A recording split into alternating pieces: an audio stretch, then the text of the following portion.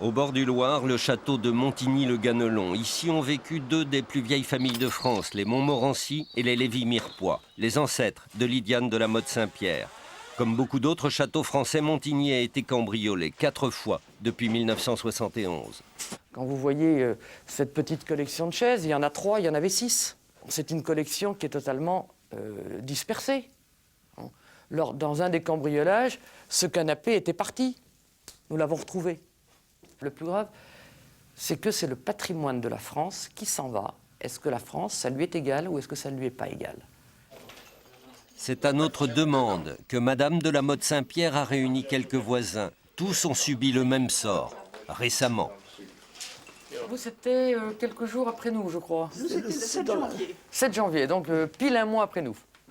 Pile un mois après nous. Exactement. Nous étions sur place, C'est une des grandes nouveautés, si vous voulez, qu'on a pu constater depuis, en tout cas depuis 2 mois, c'est que nous étions à un près tous sur place. Ils viennent quand nous sommes là.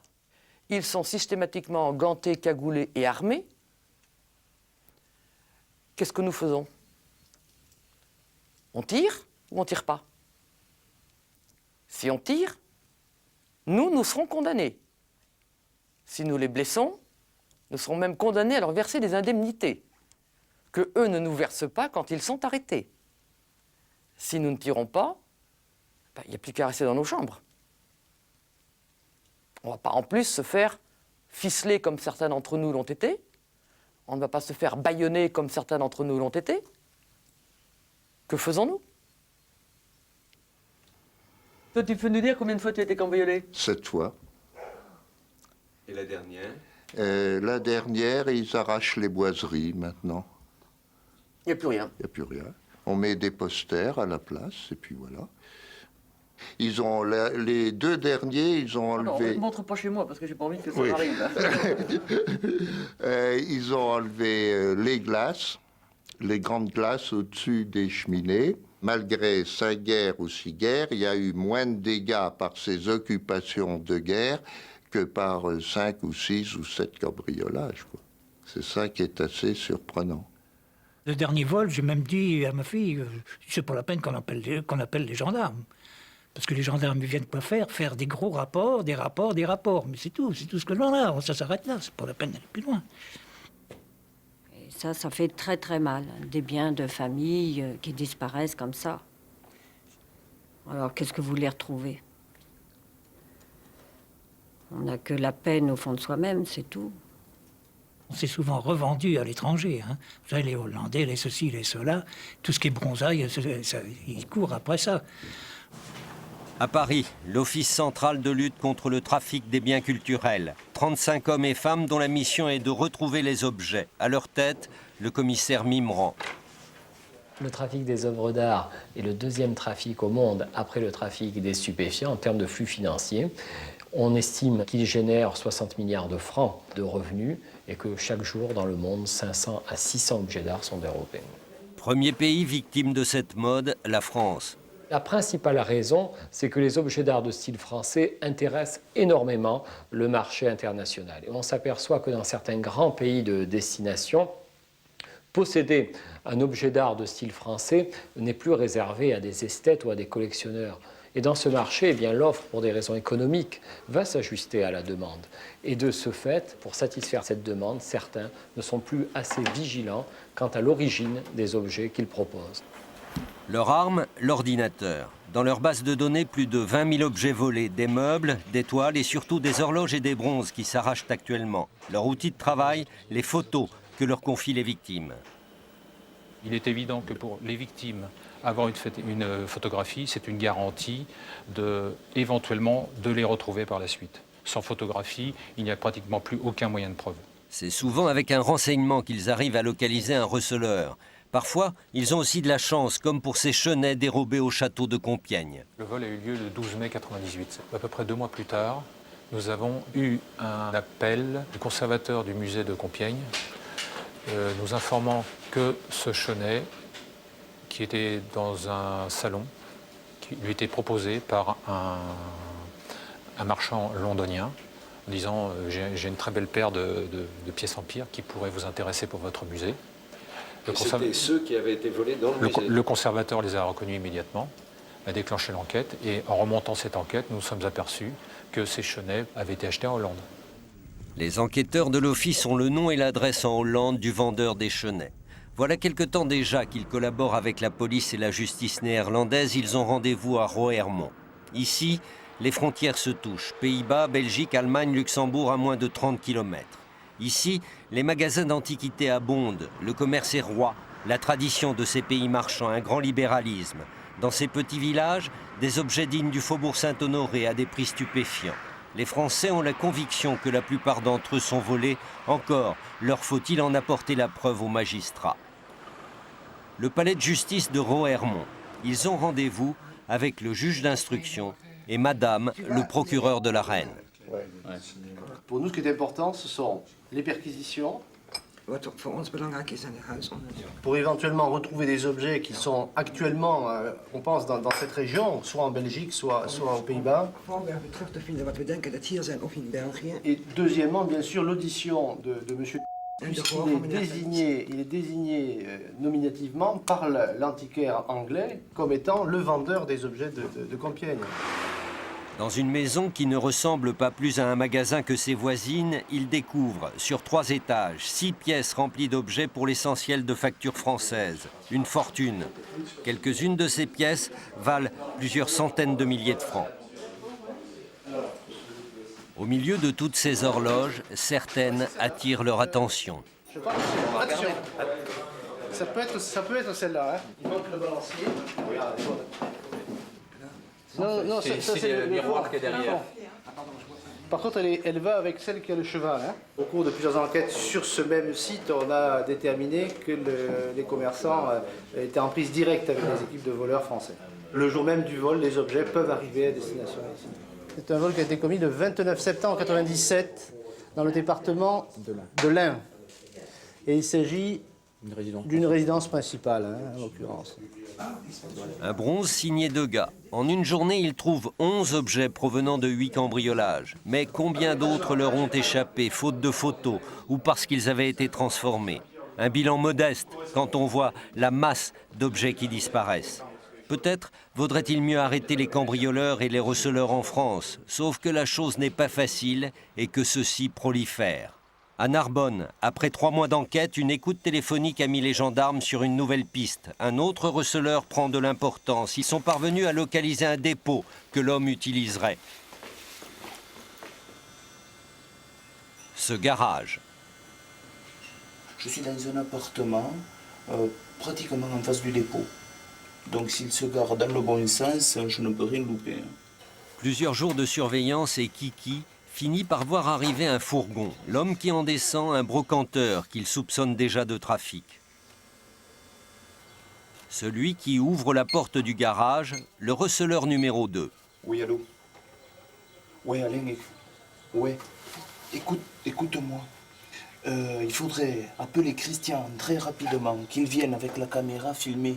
Parce que moi, je l'ai de cul, le bahut, hein, et je ne vois absolument rien. Il faut qu'il fasse fi ça, hein, parce que ça charge là. Ou plutôt, ça décharge. Une grosse commode.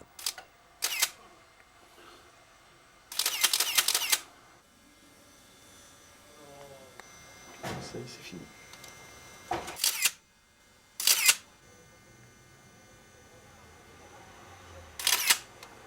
Dis-moi, tu es à la cellule, toi? Et au téléphone, est-ce qu'il y a quelque chose qui est... Oui. Oui, mais écoute, essaye de voir, parce que tiens-nous au courant, parce que bon, c'est pas la peine de sécher là si... Encore les écoutes téléphoniques. On fait comme ça? C'est grâce à elle qu'ils apprennent que le receleur numéro 2 part chercher des meubles. 2 voitures l'ont prise en filature dès son départ de Narbonne. Le fourgon va les emmener jusqu'à un camp de caravane dans la périphérie de Montauban. Oh putain. Et c'est là que se produit un incident. Il a suivi. Attendez, bon, c'est pas sûr qu'il ait vu. Même. Il s'arrache. Non, est tous arrachés du dispo. Hein. On attend. Non, là, il faut mieux laisser tomber, c'est pas la peine, on va pas prendre plus de risques. On laisse tomber. Ça, on va revenir sur l'autoroute, on attendra l'autoroute. Non, mais comment ils se sont fait retapisser? Et puis à Narbonne Sud. D'accord. Et puis comme ça, on le lâche de tout. Ouais, je pense que ce sera le mieux. D'accord. Parce que dans l'hypothèse où il s'est fait... Il va revenir ici, il vaut mieux qu'il s'arrache. Il vaut mieux que tout le monde s'arrache. On joue la carte de la sécurité. C'est un peu le risque, ça? Oui, c'est un risque. Pas tout rate, tout rate. On va pas dire que tout va rater parce que plus ou moins des gendarmes se sont fait renifler. Mais bon, ça crée la suspicion, ça crée le doute. Les gens se demandent s'ils n'ont pas été repérés plus ou moins. Et bon, limite leur activité.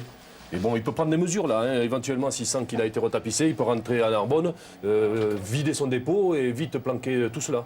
Donc il va falloir que nous, peut-être quelque part, on puisse mettre une sonnette sur le dépôt pour voir s'il y a mouvement à partir de cet incident d'aujourd'hui. Ça me fout les boules. La sonnette, Christian, l'un des hommes de Narbonne, est envoyé surveiller le garage du receleur. Il a réquisitionné l'appartement d'un voisin. Si jamais on voit arriver un autre receleur sans aucun mobilier dans son fourgon, c'est mauvais signe pour tous, pour nous et pour la suite de l'enquête, ce qui voudra dire qu'il va se mettre au vert pendant quelques temps.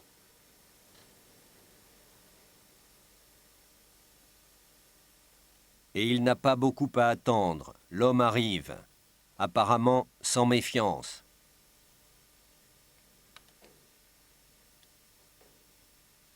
Son fourgon est bien chargé.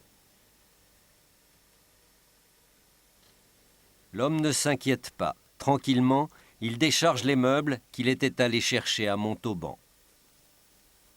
Quand ils remplissent les dépôts comme ça, ou les garages de mobilier, d'autant de mobilier, après ça part. Hein. Ils ne le gardent pas longtemps. Alors soit ils vont écouler leurs marchandises lors des prochaines foires à la brocante qui va avoir lieu ici dans la région, ou soit ils vont attendre l'arrivée des étrangers, des receleurs italiens ou espagnols. Ils en tirent un bénéfice conséquent. C'est un marché en pleine expansion et qui rapporte beaucoup. Un nouveau lieu à surveiller pour l'équipe de Montauban, ce camp de caravane devant lequel la voiture des gendarmes a été repérée et où le receleur avait certainement chargé les meubles. De par la vue aérienne, on a perçu des difficultés d'approche. Hein. On a affaire donc à un terrain privé qui est clôturé et fermé, et ce qui ne facilite pas l'accès. Et on a 2 villas qui entourent les lieux et qui sont des gens que l'on ne connaît pas et on ne sait pas si ce sont des amis.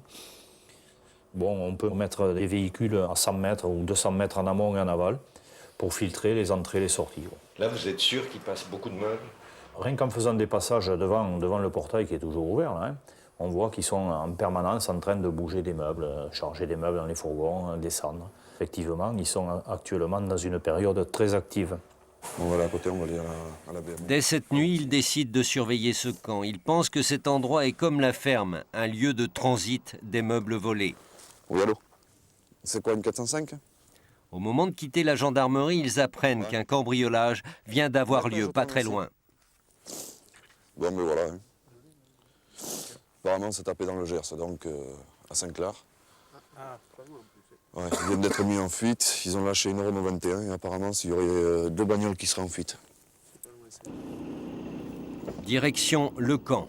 Ils connaissent les habitants. Une famille qui leur crée bien des soucis. Un père et ses 2 fils. Les jeunes ont eu très souvent maille à partir avec nos services, tant police que gendarmerie, et pour des vols en tout genre, et notamment des vols dans les résidences. Là. Ouais. C'est chez... Les caravanes se trouvent derrière ce mur blanc. Ouais. Le portail est ouvert. Normalement, ils sont derrière. Là. Ceux qui sont derrière, dans l'autre voiture, Pascal, Alain et Michel. Michel doit tenter de filmer les occupants des véhicules à leur retour de cambriolage.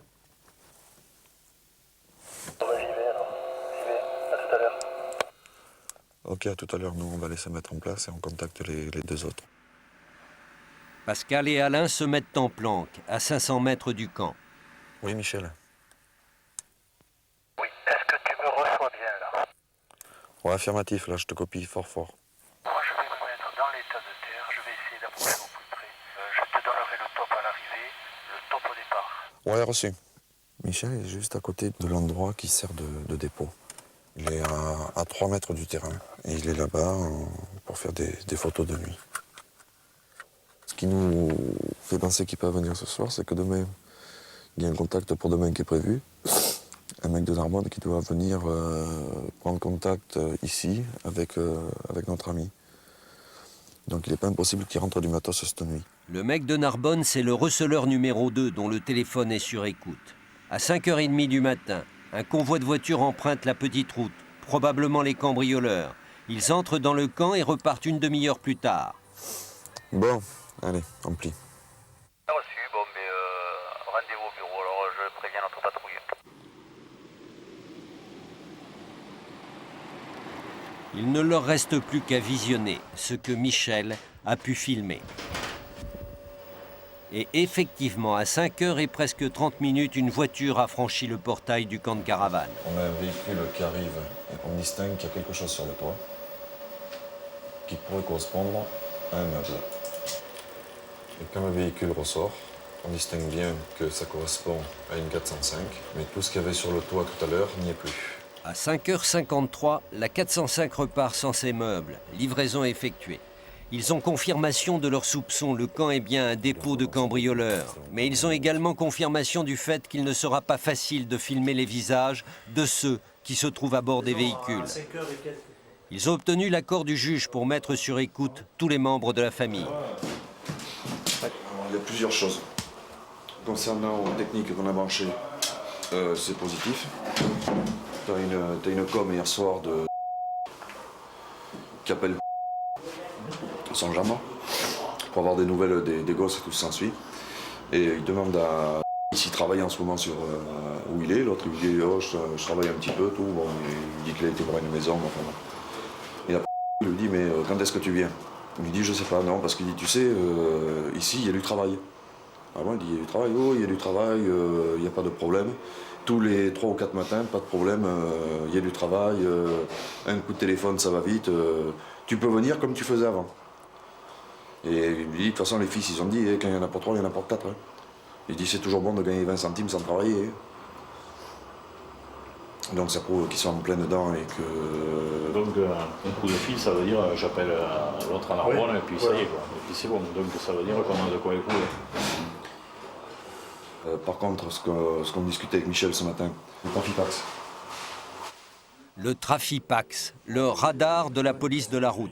Leur idée, flasher les occupants des véhicules lorsqu'ils reprennent la route après avoir déposé leur butin dans le camp. Bon, pour eux, le Trafipax, je te dis, c'est synonyme de procès-verbal police-route, donc ils s'en tamponnent à la limite. Je ne pense pas qu'ils puissent faire le lien avec le fait qu'on puisse exploiter ces photos à des fins judiciaires. On va prendre 2 TMF, on va mettre... À minuit ce soir-là, 2 équipes de flasheurs s'installent sur la nationale de chaque côté du carrefour avec la petite route qui mène au camp. Un fourgon, une voiture. Donc nous, on va être un peu plus bas. Ouais. On donnerait le top quand on veut. Et nous, on va vous donner le top quand ils vont repartir. Parce qu'après, vers le matin, la 35 bagnole, on va... Ah ouais, non, mais je sais bien, ouais. Ton prénom, c'est quoi? Ton prénom... Christian.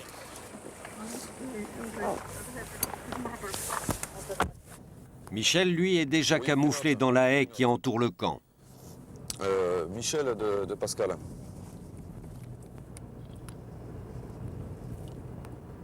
Ouais, bon, le dispo est en place, on va se poser à notre endroit et dès que ça arrive, on te donne le top.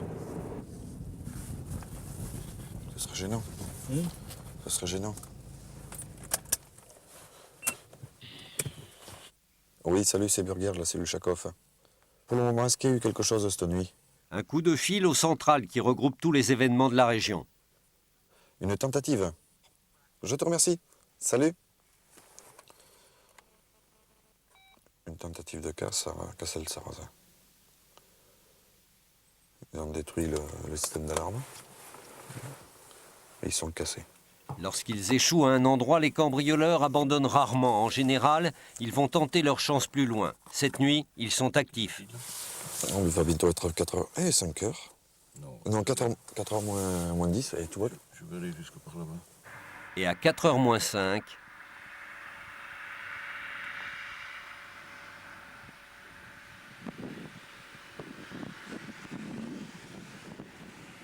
Ouais, Pascal. Ouais, ok, c'est bon, c'est arrivé. Alors, un fourgon Mercedes, une Clio et une Renault 21 break. Une minute derrière le fourgon, effectivement, 2 voitures sont passées. Comptez 2, 4, ils sont au moins 6. Hein. On peut voir 7. Allez, tout à l'heure.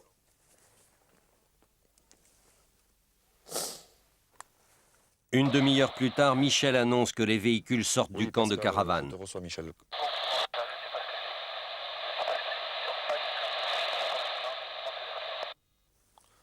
Oui, reçu. Bon, alors ça vient vers nous. Hein. Bien pris. À nouveau le fourgon et à une petite distance, les 2 voitures.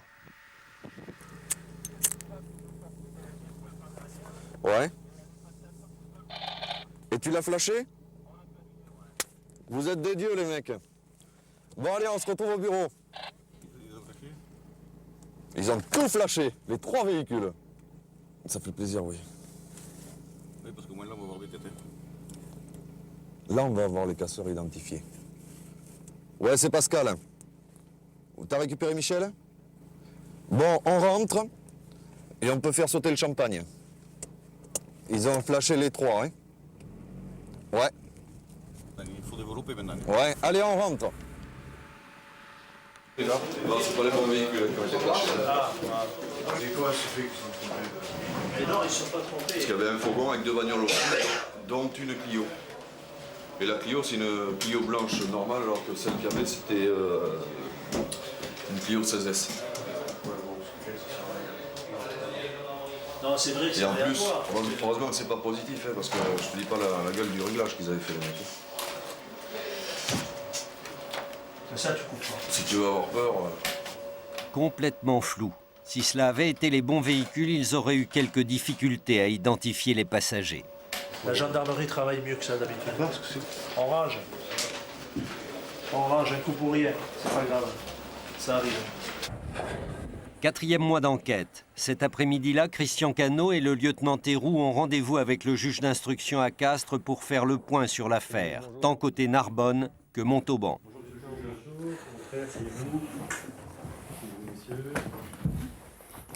Le jour d'aujourd'hui, il y en a combien identifiés?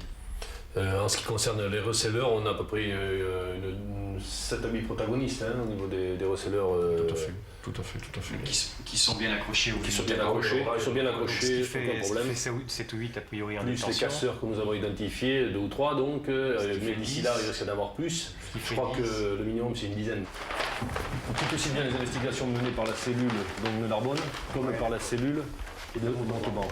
Le personnage central, le central c'est lui. Voilà. Personnage central, Pedro le receleur. Toutes les ramifications. Avec une matérialisation donc des cambriolages, des transports, et des différents transferts de la marchandise et des différents receleurs qui sont entrés en possession. Ainsi que des véhicules utilisés. On retrouve les véhicules utilisés, les protagonistes au niveau des casseurs pour certains lorsqu'ils sont identifiés, et au niveau des receleurs il en est de même. Ok. Voilà. En fait, on cerne bien les receleurs et les dépôts, Très ça bien, c'est fait. Après, sur les auteurs des vols, les cambriolages. Alors c'est là le gros problème, parce qu'en fait actuellement, on n'en a que 2 ou 3 du moins identifiés. Donc on envisage durant le courant de la semaine de faire une surveillance visuelle avec des caméras infrarouges, 3 gendarmes dans le dispositif qui vont se mettre très près du lieu de chargement et de déchargement. Est-ce qu'on sait si les receleurs vont participer aux foires aux antiquités? Aux environs du 7, 8 et 9 février, ils ont passé commande de 3 véhicules de grand cubage. Les écoutes téléphoniques leur ont appris que Pedro, le premier receleur de Narbonne, a réservé 3 camions pour la période des foires d'antiquités. Et là, je pense que les dépôts qui actuellement nous paraissent comme étant pratiquement pleins vont être débarrassés. On aura peut-être la chance dans le délai des 7-8 jours qui vont s'écouler avant la date du 6 et 7 février que les casseurs soient répertoriés. À ce moment-là, est-ce que vous ne pensez pas qu'on peut éventuellement frapper de telle manière qu'on puisse récupérer ces meubles avant tout en ayant les casseurs dans la boîte? On est bien d'accord. On est bien d'accord.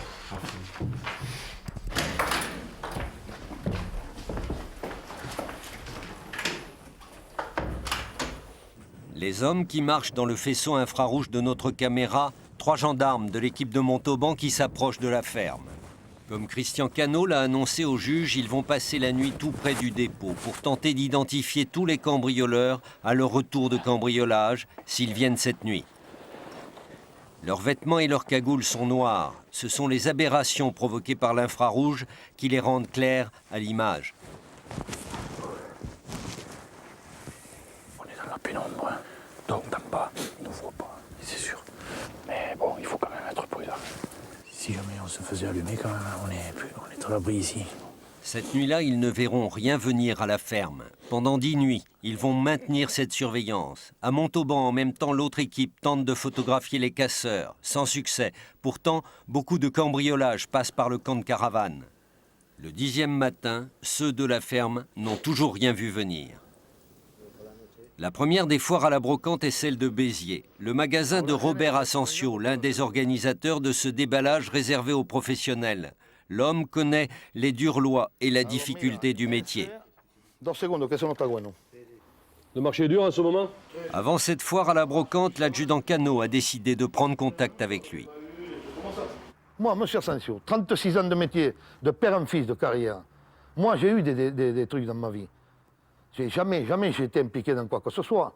Mais si un jour j'ai pas marqué sur mon registre de police, je suis receleur systématiquement. Parce que vous savez, je vais vous dire, pour une connerie comme ça, on peut vous emballer à vous, honnête. Aux autres, on les laissera tranquilles pour une commande le week-end. Vous comprenez ce que ça veut dire? C'est là le problème où il est. Chez tout le monde, il y a des objets qui ont été volés, on ne peut pas les deviner. Même le marchand qui achète. Le marchand qui achète, il va acheter un bon uniforme, une bonne foi. Moi, durant ma carrière, peut-être j'en ai passé des objets volés. Si le marchand n'achetait pas à tous ces voyageurs, tous ces gars comme papillon sur rue qui rentrent une marchandise et qui sortent un peu de l'ordinaire, certainement on arriverait à éliminer le 90% des vols. Mais c'est la pas du gain. Pourquoi? Et parce que le marchand, il achète là, c'est tellement difficile. Il dit, ma foi, peut-être c'est pas volé, comme il ne cherche pas à comprendre.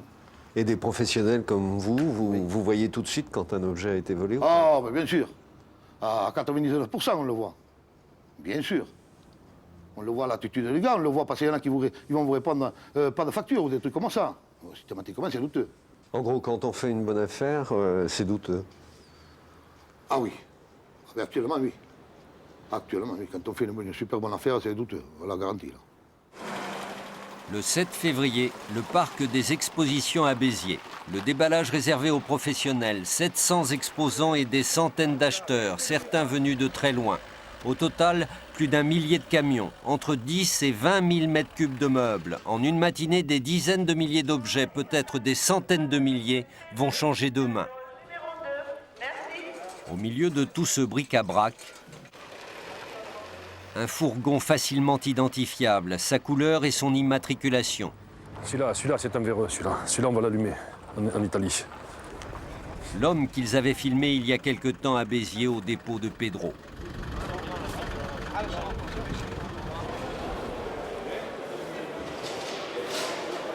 La femme là, avec les cheveux grisonnants blanches, là, ça allait tomber pour trafic de meubles.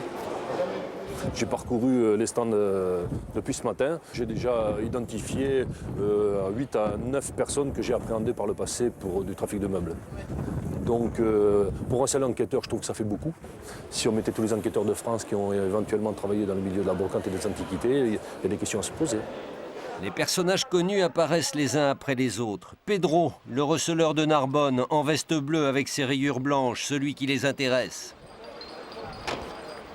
Au milieu des meubles qu'il expose à la vente, la commode galbée qu'il avait débarquée dans son garage.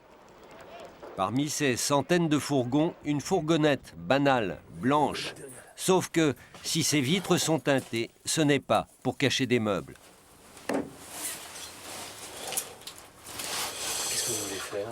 Là, on va essayer de photographier les meubles qui sont exposés sur le stand, de telle manière qu'on puisse bien connaître leur origine.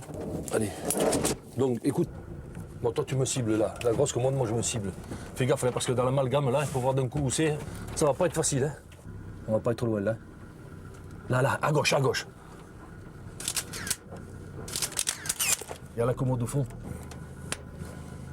Tire-toi. Attends, le deuxième, voilà, bouge pas.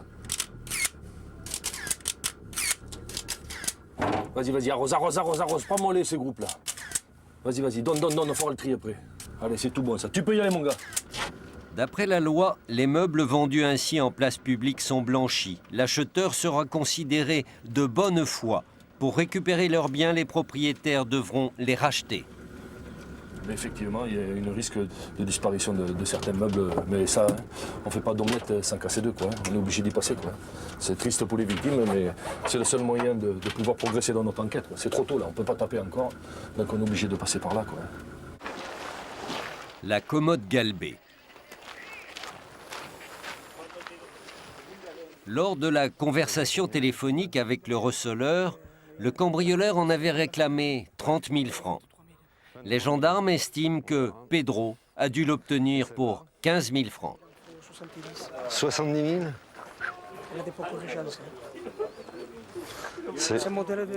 Lorsqu'il est dans des déballages de ce genre, l'adjudant Cano change de tenue au cours de la matinée pour être moins facilement repéré. Un homme pourtant l'a remarqué, Jacques-Édouard Payès, celui qui avait été victime d'un cambriolage il y a 2 ans. Est-ce qu'il y aurait éventuellement une partie des objets volés, par exemple chez moi, qui pourraient se retrouver dans d'autres plans? Ou à votre avis, tout est parti chez Ah non, non, je pense que le lot est parti chez Je pense qu'il a pu prendre une partie de votre lot et l'écouler sur Colmar, auprès de brocanteurs locaux sur Strasbourg et ainsi de suite. C'est pour ça que maintenant c'est trop difficile à retrouver, quoi. Voilà, mais on va épurer un peu tout ça. Enfin voilà, je vais continuer. Merci monsieur. Au revoir. Allez. Au revoir. Depuis 2 ans, Jacques-Édouard Payès n'a pas totalement perdu espoir de retrouver des objets lui appartenant. Et la semaine dernière, j'étais mercredi, si je ne me trompe pas, à la journée marchande du Salon de Bordeaux. Aujourd'hui, je viens à Béziers. Après-demain matin, je serai à Montpellier, toujours pour un déballage marchand. Et dans la mesure où le travail me laisse la possibilité, ben effectivement, j'ai été au Salon de Toulouse, enfin, je fais au maximum tous les salons du Grand Sud. J'essaye quand même de retrouver un petit peu, de voir si par hasard ne ressortiraient pas certains des objets qui m'ont été dérobés. Ça vous est déjà arrivé de retrouver des objets? Non, sincèrement pas. Tout à l'heure, j'ai vu une paire de pots à pharmacie devant lesquels je me suis arrêté. L'image, c'était pots à pharmacie. On m'en a volé 3. Clac! Je les ai regardés. C'était évidemment pas les miens parce qu'on me les a restitués, mais vous voyez, la démarche, c'est on a quelque chose dans l'œil et l'image se superpose. À la mi-février, tout le monde est impatient. Les gendarmes, le procureur de la République de Castres, le juge d'instruction. Toutes les brigades de gendarmerie concernées par les cambriolages sont convoquées à Toulouse.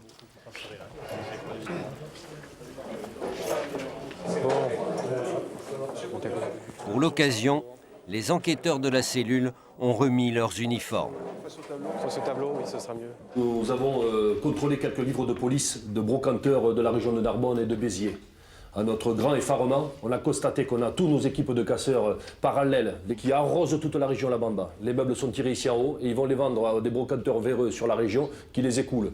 Je crois qu'il est très intéressant dans l'avenir, c'est de se pencher sur les livres de police de tous ces gaziers-là parce qu'on est sur une mine d'écoulement. On sait qu'il y a entre 4 à 5 équipes de casseurs bien structurées qui approvisionnent tout l'ensemble du dispositif. Oui. Au fur et à mesure que nous avançons dans nos investigations, on est en train de cibler de plus en plus d'équipes. C'est-à-dire qu'en l'occurrence, sur les coups, par exemple, on remonte sur un noyau dur de casseurs sur l'Avor. Alors petit à petit, on étaye un petit peu notre dossier. Avec le procureur, je pense qu'on est d'accord. L'intérêt de ce dossier, c'est en fait d'identifier les casseurs. L'identification des receleurs, elle est effectuée. Elle présente un intérêt quant à la conservation des meubles. Mais ce qui est surtout intéressant pour nous, et je pense pour la gendarmerie, puisque l'objectif initial, c'était de mettre hors d'état de nuire cette équipe. Et tant qu'il n'y a pas d'identification de cette équipe, ça me semble prématuré de faire quoi que ce soit, d'arrêter qui que ce soit, notamment les receleurs, sans qu'on ait au minimum les casseurs. Je pense que vous êtes d'accord avec moi. Il y a un côté, je dirais, une difficulté morale vis-à-vis des victimes, d'apprendre que l'on voit passer des chargements de meubles volés qui partent vers l'étranger, qu'on risque peut-être de ne jamais récupérer. Par rapport aux victimes, quelle réponse, je dirais, on peut leur donner? Alors je suis désolé pour les victimes, mon lieutenant, vous soulevez un problème qui est constant dans toutes les enquêtes, c'est de savoir à quel moment on arrête quelqu'un, si on estime qu'on a suffisamment de preuves ou pas pour l'arrêter et éventuellement l'incarcérer, c'est-à-dire le mettre hors d'état de nuire. Alors, en l'état du dossier, si on interpelle aujourd'hui, oui, effectivement, on va retrouver les meubles. On pourra peut-être, effectivement, les restituer aux victimes. Et après? Si elles ont un deuxième casse derrière parce que Qui est dehors, on n'a pas pu le placer en détention et qui recasse au même endroit parce qu'il sait qu'on a restitué à Madame Machin son mobilier. On aura travaillé pour rien, les uns les autres. Ce qui prime, c'est l'identification des cambrioleurs. Si dans 6 mois, on recommence pour remonter une cellule, ça sert à rien. On a travaillé pour rien.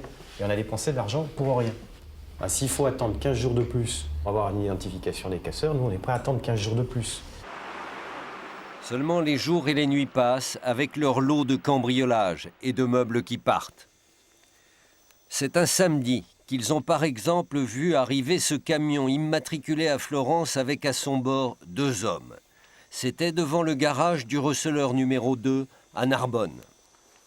Pendant 2 heures, ils vont voir les meubles s'entasser dans le camion. Un camion qui, une fois le plein fait, repart vers l'Italie. On commencera à suivre le camion et on le perdra au niveau des péages. Mais vous n'avez pas essayé de le faire intercepter par les douanes ou quelque chose comme ça? Il n'y a aucune certitude à ce moment-là sur la provenance délictueuse du mobilier. C'est vrai que vu de l'extérieur, ça paraît surprenant, cette manière d'opérer, mais je peux vous dire qu'en début d'enquête, donc il y a 2 mois et demi environ, on a voulu intercepter, d'ailleurs on a intercepté un camion italien qui venait de faire un petit peu la tournée et venait d'acheter du mobilier que l'on suppose également volé. Donc on a intercepté ce camion, on l'a fait totalement vider, mais le problème c'est qu'on n'a rien pu prouver sur les lieux. Le doute de l'enquêteur, c'est une chose. Et au niveau de la justice, on doit amener la preuve quand même de ce qu'on avance. Donc à ce moment précis, on n'est pas en mesure d'affirmer à qui que ce soit que c'est bien du mobilier volé. Les nuits passent encore et ils ne parviennent toujours pas à filmer les cambrioleurs. Des écoutes téléphoniques leur donnent des noms, mais aucune preuve. Malgré le fait que certains d'entre eux ne soient pas sur les bobines, à partir des PV d'environnement que nous allons faire, on va monter un PV d'environnement. Le fréquente de manière générale un tel X, Y, Z et W. Et le jour où on les tape tous. Et ces mecs-là, viens ici petit, viens m'expliquer qu'est-ce que tu faisais ce jour-là. Il y en a. Il y en a. C'est tout. On va leur faire un ménage. Il faut leur faire le ménage. On déclare la guerre au monde entier. Quoi. Non, c'est pas ça. Il va y avoir 120 objectifs. Non mais Jean-Jacques, c'est pas ça. Dans la question, le nombre d'objectifs, c'est les gens à prendre. J'en ai 51. Quelques jours plus tard, le 2 mars, ils ont décidé de ne plus attendre. Tout le monde connaît sa mission. Je vous rappelle simplement toutes les consignes de sécurité habituelles et la nécessité de rendre compte pour chaque chef de groupe de la réussite de sa mission le plus rapidement possible. Messieurs, vous pouvez y aller. Ils en sont maintenant à 70 objectifs dans une 50aine de lieux différents en France et 3 en Italie. Au total, près de 400 gendarmes, plus des carabiniers de l'autre côté des Alpes, sont sur le pied de guerre. Alors, à 6 h du matin, le top est donné. Au même moment, des poings se mettent à cogner une 50aine de portes un peu partout dans le sud. À Montauban, la porte du camp de caravane est ouverte.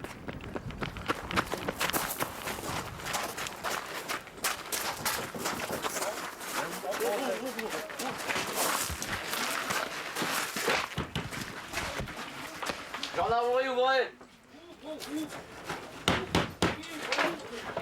Voilà, tout ouvert. Ok, vous sortez s'il vous plaît. Bien sûr qu'on va sortir. On vous a Sortez là, monsieur, sortez s'il vous plaît. Allez, on va sortir. Mettez vos chaussures. Voilà, ça va? Ok, mettez vos chaussures et vous sortez. Ok. Je prends moi, mettez mon pantalon. Monsieur, oui. Dans le cadre d'une commission rogatoire de monsieur Brault, juge d'instruction à Castres. À Castres? Oui.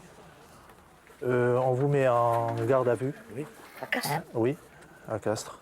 Je fais à Castres. Vous êtes en garde à vue à partir de cet instant. Oui. Donc je vais vous notifier vos droits. Oui. Il s'agit d'une information ouverte pour vol avec pluralité d'auteur et recel. D'accord. C'est que ça vole. Moi j'ai volé moi. Une caravane joliment meublée, dans laquelle on avait comme une obsession du temps qui défile. Au petit jour, les éboueurs n'étaient pas encore passés devant le camp de caravane. Des gants de chirurgien, ceux qu'utilisent les cambrioleurs. Moi je l'admets, moi. Je joue, je gagne le plus souvent et je perds. C'est la loi, c'est comme ça. C'est la loi, hein. C'est le jeu, c'est le jeu. 6 h du matin à Narbonne, la maison du receleur numéro 2, un serrurier s'acharne sur la porte. Il n'est pas seul. Attention. Allez, ça. C'est la gendarmerie. Ah, gendarmerie, bougez pas. Allez, allez-y. Personne ne bouge. Personne ne bouge. Par terre, monsieur. Par terre tout de suite. Tout de suite par terre. Madame, par terre. Par terre, j'ai dit. Allongez-vous. Allongez-vous. On va vous expliquer. Faites pas de soucis, on va vous expliquer. Mais on croit, vous êtes nous là parce qu'on a peur là. Les gendarmes, ils n'ont jamais tué personne, alors n'ayez pas peur. On va pas vous frapper, on vient vous arrêter, on vous explique dans 2 minutes. Pas en espagnol, hein. En espagnol, on va pas. Pas en espagnol, en français vous parlez. Sinon, okay? on ne sait pas. Autrement, vous restez pas. C'est bon, c'est bon, c'est bon. Ok, c'est bon. Mais quand même, je comprends pas. Quel papier vous avez pour vous arrêter? Une commission rogatoire, madame. Si jamais vous faites des erreurs, je vous jure que vous la payerez cher. Allez, au dépôt. Première perquisition pour retrouver des meubles. Le dépôt qu'ils ont surveillé pendant des semaines. Pas grand-chose. Effectivement, plus grand-chose. C'est bon.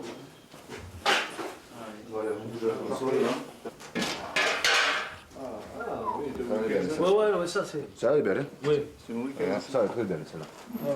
Allez, vas-y. Allez, tu veux pas? Allez. Décidément une manie dans la région, la passion des horloges. C'est quoi, c'est du bronze, ça, non? Oui, c'est du bronze. Ça, c'est Hermès, c'est un Hermès qu'il y a dessus, non? Moi, je te garantis qu'ils sont tirés. Je te montre. Mais après, moi, si Première version, il n'imaginait pas que ces meubles soient volés.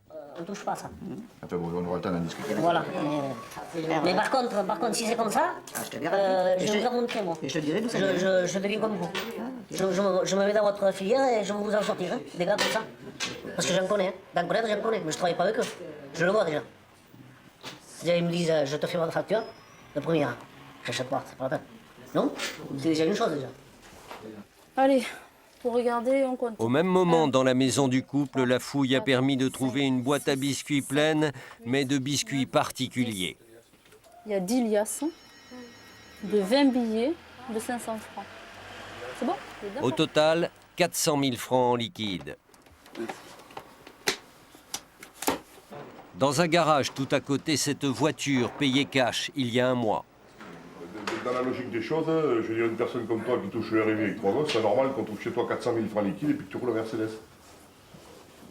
Quand on est demandeur du RMI, c'est qu'on a des besoins. Oui. Et quand on roule la Mercedes à 270 000 francs et qu'on a 400 000 francs chez lui en espèces, on n'a pas touché le RMI. Il y a un truc qui va pas, c'est pas fait pour ça le RMI. Retour en arrière, 6 h du matin encore à Narbonne, chez Pedro, l'homme qui fait de la prison le week-end.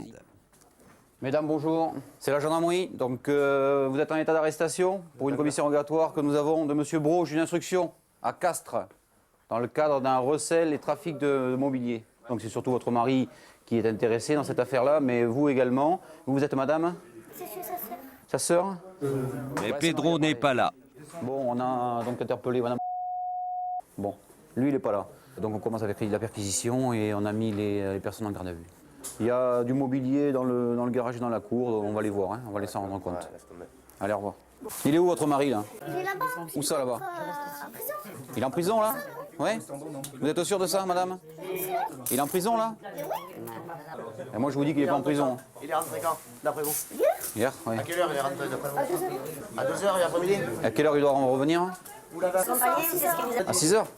Vous l'avez accompagné ou c'est ce qu'il vous a dit lui? Il va aller tout seul. Non, mais il vous a dit qu'il allait là-bas ou c'est vous qui l'avez accompagné là-bas? Mais je suis pas permis de faire, moi. Vous nous dites ce que lui vous a dit. Voilà, il vous a dit qu'il allait en prison. Non? Moi je vous dis Bien sûr que non, c'est pas vrai. Parce qu'on vous dit qu'il n'y est pas, non? C'était un gros morceau et vous ne l'avez pas eu? Non, parce qu'il s'est absenté, on n'a pas eu de chance, parce que c'est la seule soirée où il se soit absenté. Donc il a menti à son épouse en disant qu'il rentrait en maison d'arrêt, étant donné qu'il était en semi-liberté, alors qu'il n'en est rien. On pense plutôt qu'il est parti du côté de l'Espagne et qu'il va revenir dans l'après-midi. C'est pour ça qu'on préfère l'attendre à la frontière pour pouvoir le suivre et l'intercepter au moment où il s'arrête ou alors au moment où il arrive sur Narbonne. Pas de Pedro, mais plusieurs trouvailles quand même.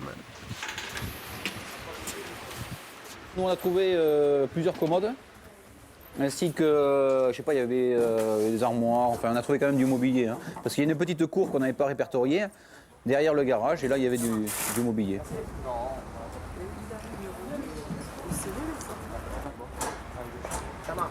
Immédiatement départ pour Béziers, l'entrepôt où Pedro cache des meubles. Ne pas leur laisser le temps de les faire disparaître.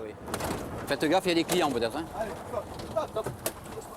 Allez, gendarmerie, tout le monde, bouge pas, c'est parti,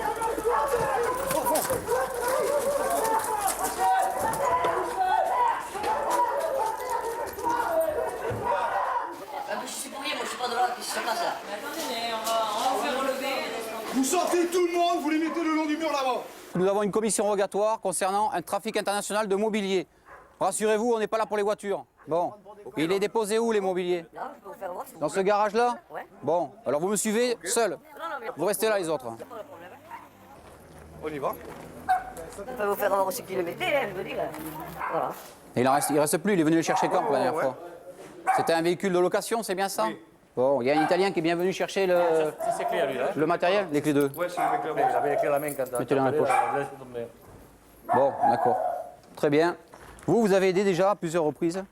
Oui. Jamais aidé personne, moi, je ne comprends pas pourquoi ce qui se passe, moi, là. Pourquoi mentir? Mais il avait laissé les meubles, là, avec un camion de location. D'accord? Oui. Hein? Oui. Il avait laissé là, moi j'ai donné un coup de main, elle a déchargé, c'est la vérité. Je le dis. Mais moi, je peux vous donner ce portable si vous voulez au mec qui m'a laissé les meubles, je l'ai. Oui, moi, c'est un antique, le mec qui est embêté. C'est qui ce Vous monsieur? venez à mon bureau, je vous donne son numéro de téléphone. D'accord, bon alors vous prenez tous les papiers nécessaires et vous allez venir avec nous, tous les deux. Oui, mais il n'y a pas de problème. Alors, il n'y a pas de problème, moi je vous suis, moi. Non, mais c'est Qui c'est qui a les papiers là? Nous sommes dans le bureau, on y va ensemble si vous voulez. Bon, vous restez là, vous alors, monsieur. Vous restez là. Ils ont fait chou blanc, mais ils avaient depuis quelques jours découvert un autre dépôt de Pedro, à une dizaine de kilomètres de Narbonne. Et là, faut que Christian reprenne le déménageur. C'est rare et c'est cher. Hein. Donc ça, certainement qu'on va pouvoir les remonter assez facilement. Hein.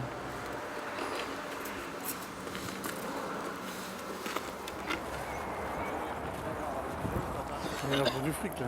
Ah oui, là, il y en a pour de l'argent. Là, ouais. il y en a pour de l'argent, mais il leur manque toujours leur homme.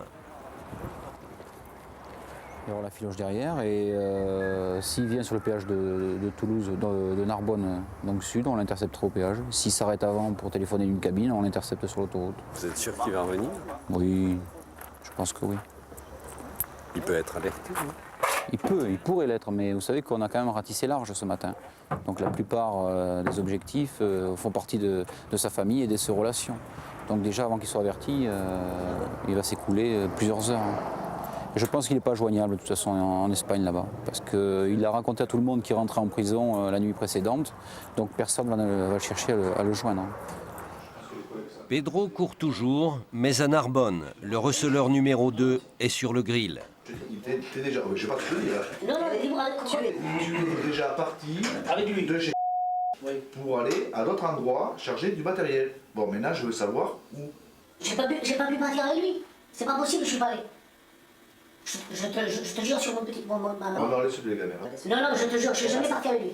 Aucune part. T'es pas allé des box? Hein? Dans Montauban, t'es pas allé dans des box où il y a des voitures? Des petits garages, ça s'appelle des box. Je te donne ma parole d'honneur. Bon, alors il va falloir que j'explique avec les collègues de Montauban qui t'ont suivi. Qui c'est qui monte sur les casses? Où les meubles? Comment il fait pour les savoir? Il me disait moi qu'ils achetaient dans la salle de vente. Communication, c'est toi qui reçois. Elle date du 22 janvier. Salut Bernard, oui, salut Bernard. Toi, tu rigoles aussi, je croyais que tu étais au lit, bon, etc. Tu as fait la nouba, ouais, ça va, impeccable, très bien.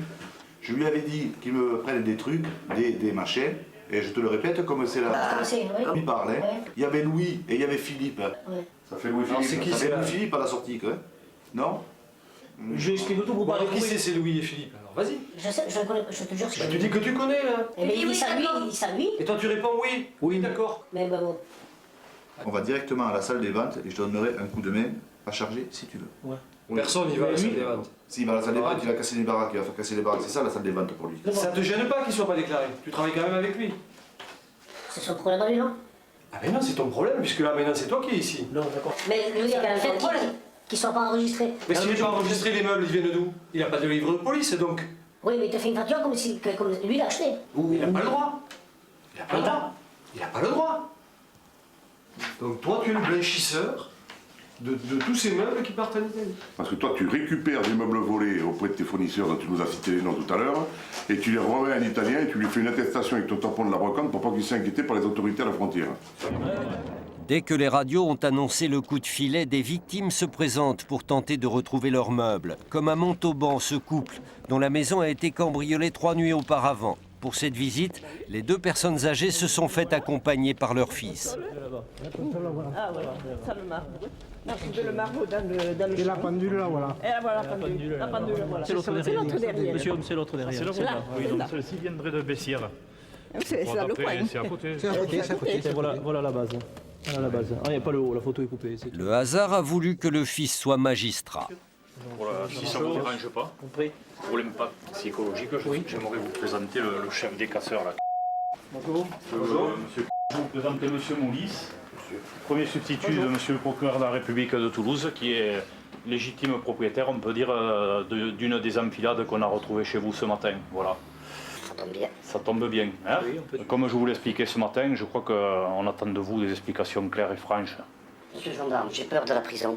J'ai encore plus peur des représailles derrière, vous comprenez? Oui, mais vous savez qu'il faut avouer... Et vous savez très bien que c'est pas moi qui ai volé de toute façon. On le sait bien, bien sûr. Voilà, je vole pas. J'ai acheté, c'est vrai. Voilà. Ce moment, une fois que je serai dedans, ma femme sera dehors, vous comprenez? Toute seule. C'est la règle du jeu. Je sais, ah oui, je sais bien, mais je préfère faire la prison que non pas qu'elle soit morte ou qu'il y arrive un truc. Tout à fait, Voilà. On va continuer. Excusez-moi. Merci. Ben oui. C'est moins que vous puissiez faire. Je peux pas, j'ai trop peur. À Narbonne, le téléphone mobile de Pedro était resté silencieux toute la journée. Et puis, à 20h...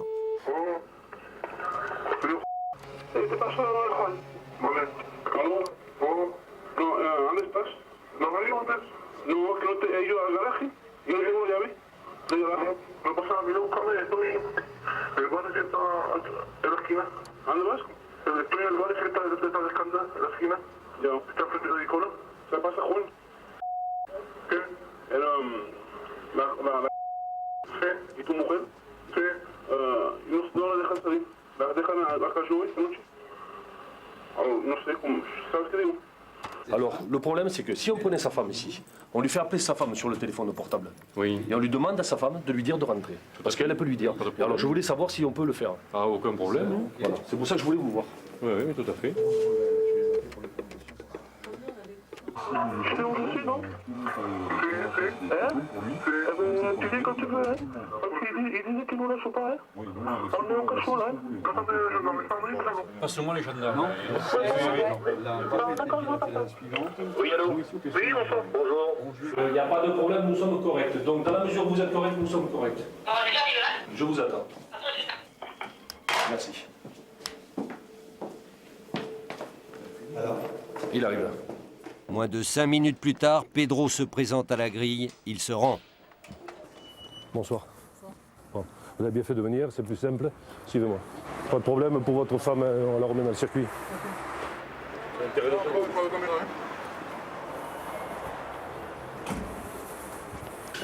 Allez, venez. Bon, il y a un enquêteur qui va venir vous voir.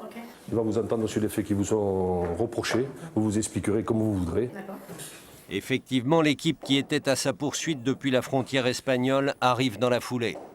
Bon, voilà, je vous laisse avec l'enquête. Tu t'en sors bien, quoi. Tu t'en sors bien, de revenir comme ça directement. Bon, je vous laisse, moi. Je te le dis, quoi. Je vous laisse. Non, mais je suis prends avec toi, je ne vais pas te cacher. Dans un bureau voisin, une vieille connaissance de Pedro en est à sa 10e heure d'interrogatoire. Le Gordo, qui n'a pas beaucoup de choses à dire. Italien, t'as dit que tu nous donnerais le nom. C'est quoi le nom? Qu'est-ce que je vais gagner avec l'italien? Moi, je vais te dire l'italien. Non. Je vais t'expliquer. Attends, je vais t'expliquer. Moi, je vais t'expliquer. Attends, écoute ce que j'ai à te dire. Moi, tu t'allongeras quand tu me diras tout exactement. C'est un tel, avec telle somme, je l'ai payé comme ça. Il avait tel nom, telle voiture, il habite à telle adresse. Parce que moi, me dire que j'ai volé 3 œufs, 4 œufs, ou que j'ai volé 2 bœufs sans me donner l'adresse, Nicolas, c'est de la Benazoubia. Tu piges? Moi, il me faut des billes. C'est-à-dire que c'est là, comme ça, et pas autrement. Tu piges? Exactement. Voilà, ni plus ni moins. Donc maintenant, tu me faut le nom de l'italien, comment il t'a payé, s'il a négocié le prix, pas. Et là, on est entre gens raisonnables. Mais tant que tu t'en tiens à ce type de déclaration évasive, ça ne tient pas la route. Ça, on peut raconter n'importe quoi comme ça. Tu piges, ça tu peux le faire, tu peux le raconter à certaines personnes qui l'acceptent. On ne l'accepte pas. À Montauban, les deux frères qui vivaient avec leur père dans le camp de caravane n'ont pas beaucoup plus de mémoire. Il faut dire qu'en plus, ils ont une très mauvaise vue. Il y a eu 18 février, 5h25, 25 février, 5h11. C'était les amis qui viennent vous rendre visite la nuit. Ouais. Hein, c'est votre famille. Exact. des bagnoles avec des meubles sur le toit. Alors question, vous venez vous rendre visite avec des meubles sur le toit, réponse? J'ai jamais eu de mal, moi. On n'avait jamais vu? Non. Ça, vous n'avez jamais vu? Non. Mais enfin, vous savez tout ça, où ça va vous mener? Vous en doutez? C'est pas grave, ça dira. Bien sûr. Dans un premier temps, cela les mène à Castres, au tribunal, pour leur présentation au juge d'instruction. Ici, pour la plupart, ils sont en terrain connu, leurs familles aussi.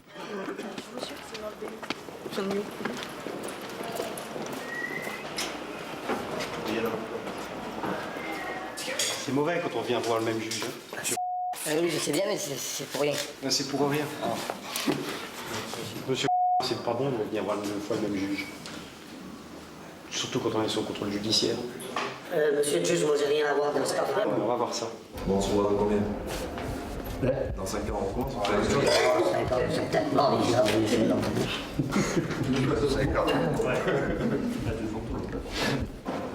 Sur les 70 interpellés, 50 sont remis en liberté pour faute de preuves.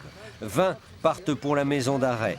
Les investigations ont permis de leur attribuer 86 cambriolages. 1850 meubles et objets ont été retrouvés, mais combien d'autres sont définitivement blanchis et perdus? Je suis un homme et je suis mon salopard de poitrinaire de leur. Là, c'est ta casse ta caméra, toi. Ma méthane, je faisais un métier de risque comme